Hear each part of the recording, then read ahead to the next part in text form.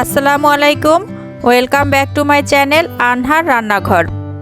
রোগ প্রতিরোধ ক্ষমতা বাড়াতে এবং মানসিক চাপ কমাতে আমলকির জুড়ি নেই। ভিটামিন সি সমৃদ্ধ এই আমলকি আমাদের যে কত উপকার করে তা বলে শেষ করা যাবে না। আজকে আমি আপনাদেরকে তৈরি করে দেখাচ্ছি আমলকির আচার। এই আচারটি দীর্ঘদিন পর্যন্ত আপনারা বানিয়ে সংরক্ষণ করতে পারবেন। এখানে আমি নিয়েছি হাফ কেজি আমলকি। আমলকিগুলো আমি ভালো করে পরিষ্কার পানি দিয়ে ধুয়ে নিচ্ছি। আমলকি যেমন ভিটামিন সি এর ঘাটতি পূরণে সাহায্য করে, সাথে সাথে কিন্তু চুল পড়া বন্ধ এবং খুশকি দূর করতেও সাহায্য করে। এখন একটা প্যানে আমি দিয়ে দিচ্ছি 1 কাপ পানি। এখন ধুয়ে রাখা আমলকিগুলো আমি এখানে দিয়ে দিলাম। আমলকি সিদ্ধ হতে বেশি সময়ের দরকার হয় না। এখানে দিয়ে দিলাম 1 চা চামচ লবণ এবং সামান্য হলুদের গুঁড়া। এখন নেড়েচেড়ে এগুলো আমি ভালোভাবে মিশিয়ে নিচ্ছি। এখন ঢাকনা দিয়ে আমি সিদ্ধ করে নেব এটা 5 মিনিটের জন্য।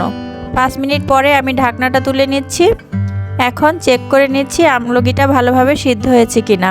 দেখতেই পাচ্ছেন একটা চাপ দেওয়ার সাথে সাথেই কোয়াগুলো খুলে যাচ্ছে, মানে আমলকিটা ভালোভাবে সিদ্ধ হয়ে গেছে। এখন এগুলো একটা সাইডে রেখে ঠান্ডা করে নেব। ঠান্ডা করে আমি একটা বাটিতে নিয়ে নিয়েছি। এখন এরকম চেপে চেপে আমলকির সব কোয়াগুলো আমি হাতের সাহায্যে ছাড়িয়ে নিচ্ছি। আমলকি চুল পড়া কমাতে, খুশকি দূর করতে অনেক সাহায্য করে। এভাবে সবগুলো কোয়া ছাড়ানোর পর আমি কষলে আরেকটু ভালোভাবে ভেঙে নিচ্ছি। এখন এটাকে একটা সাইডে রেখে আমি মশলাটা তৈরি করে নেব। এজন্য একটা প্যানে আমি প্রথমেই দিয়ে দিলাম শুকনা মরিচ। মরিচগুলোকে আমি ভালোভাবে নেড়েচেড়ে নেব। মরিচ ভাজতে একটু বেশি সময় লাগে, এজন্য মরিচটা আগে ভেজে নিতে হবে। মরিচটা যখন একটু ভালোভাবে ভাজা হয়ে যাবে, এই পর্যায়ে আমি দিয়ে দিচ্ছি 1 টেবিল চামচ ধনিয়া, দিয়ে দিচ্ছি 1 টেবিল চামচ পাঁচফোড়ন। এখন এগুলোকে 2 মিনিটের মতো আমি ভেজে নিচ্ছি। 2 মিনিট ভালোভাবে ভাজার পর এখানে আমি দিয়ে দিচ্ছি হাফ টেবিল চামচ জিরা। চুলার আঁচটা মিডিয়াম লোতে রেখে এই মশলাটা আমাদের ভালোভাবে ভেজে নিতে হবে। ভাজা হয়ে গেছে, এখন এটাকে ঠান্ডা করে আমি মরিচের বোটাগুলো ছাড়িয়ে নিচ্ছি। এখন এগুলোকে একটা ব্লেন্ডার জারে নিয়ে নিলাম। এখন এগুলো ভালোভাবে গুঁড়া করে নিতে হবে। এমনভাবে গুঁড়া করতে হবে যেন হালকা দানা দানা থাকে, ঠিক এরকম। এখন এটাকে একটা সাইডে রেখে দিচ্ছি। এখন একটা প্যানে আমি দিয়ে দিলাম 1/4 কাপ সরিষার তেল, একটা তেজপাতা 2 টুকরা করে দিয়ে দিচ্ছি, 2টা এলাচ, 3 টুকরা দারচিনি এখানে দিয়ে দিলাম।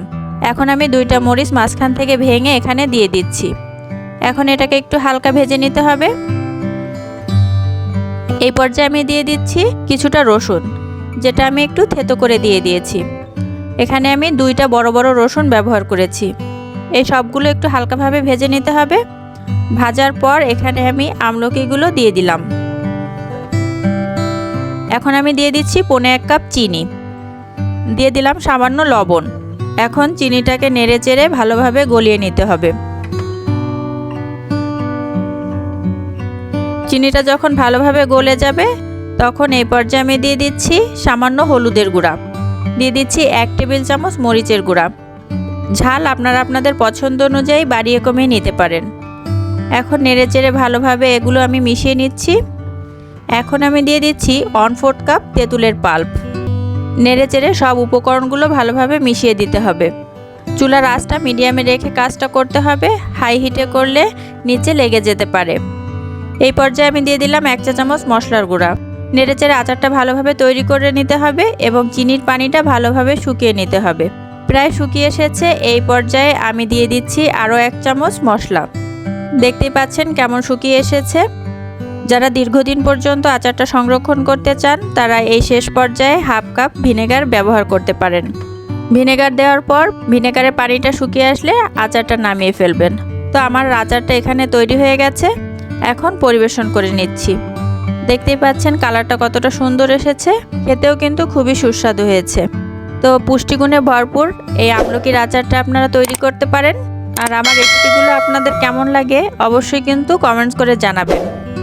সবাই ভালো থাকবেন। আল্লাহ হাফেজ।